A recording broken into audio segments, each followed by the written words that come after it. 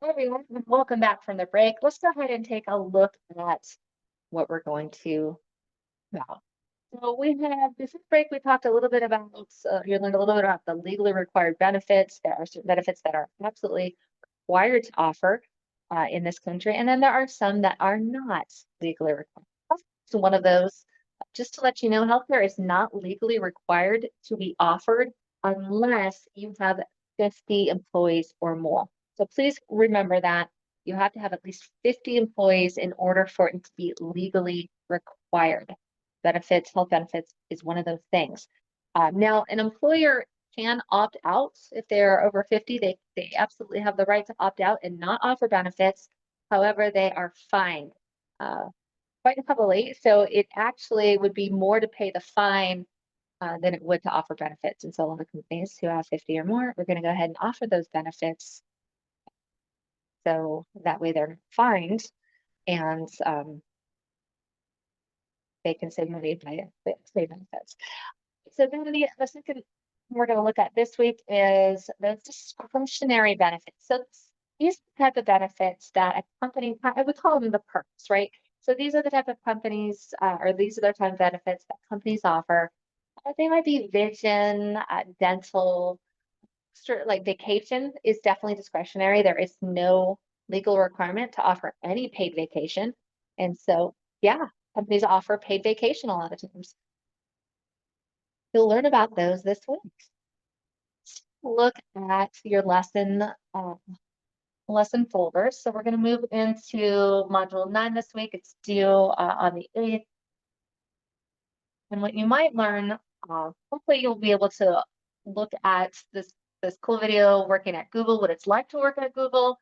So there's a lot of obviously amazing things that work at Google, but I will say this, even though they offer an amazing benefits package, I can tell you firsthand, I have friends who work for Google, and a lot of the larger companies that offer these really cool benefits, these discretionary benefits, they make sure that they hire only the best employees.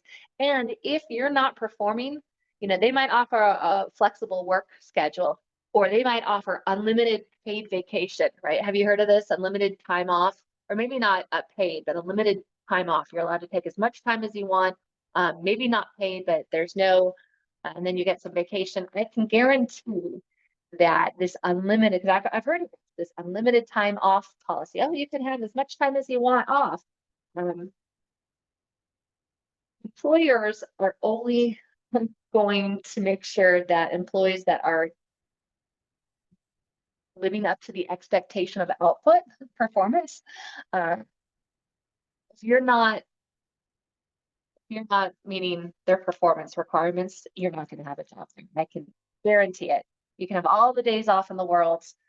If you're not meeting your end of the bargain and meeting that output that's required for your job, they're not going to have you around much. So it might seem great having all these, free days off, as many as you want, unlimited. Um, I'm going to definitely tell you that working at these companies is demanding. You might have some extra time off, but you're definitely working 40, 60 hours at least. And then we'll talk a little bit about your written assignment. So this written assignment is one from, it's a personal opinion. There's no right or wrong answers. So it just talks about what you're looking for as far as benefits, talks a little bit about what motivates you. I know in my 20s, money was definitely the motivating factor. I wanted to make as much money. I wanted to climb that corporate ladder. But as I moved into having a family and having children and all the different things, I find that I value my time and work-life balance much more than I did in my 20s as money being the motivator. Just ask a couple different questions too about making tough decisions when it comes to offering compensation and benefits. And then the disadvantages of the different types of health insurance.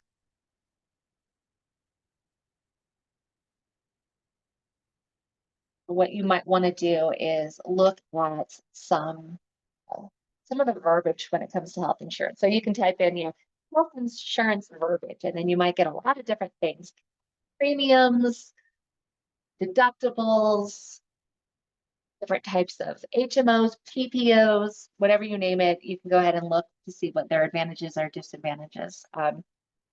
Sure that you're covering a lot of different things. There's a lot of different types of health insurance verbiage. So I would stick with at least 5 to 6 different types of words that you can look up. I would at a minimum, but you can certainly go over that. I do want to talk about the word out of pocket because that has become something that I know. I have listened. I've before, so I know exactly what out of pocket means. I will tell you that out of pocket actually means something different in the business world. So out of pocket means the cost that you have to pay out of pocket for something. So when we talk about, especially with health insurance, let's say I have a certain health coverage and I have an out of pocket cost. So what that means is out of pocket means the things that I technically have to take out of my pocket and pay. So that might be, copay. When I go to the doctor, maybe I have a $25 copay. And then I go to the doctor, I have a lot of different things, and the insurance says, okay, you're going to go ahead and pay your $25 out of pocket cost. And then when it comes to your office visit and any labs or x-rays or anything else you had done, we'll cover 90% of things, and then you're going to have to pay a little bit of that cost. So that's what out of pocket means here in insurance terms. Necessarily what you might be familiar with it. And I find it funny now when I hear that term out of pocket. I don't think about the things my middle school thinks about when she hears them. I'm still thinking of reaching into my pocket and pulling out.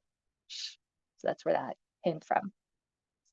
Right. If you have any questions, let me know. And thanks so much.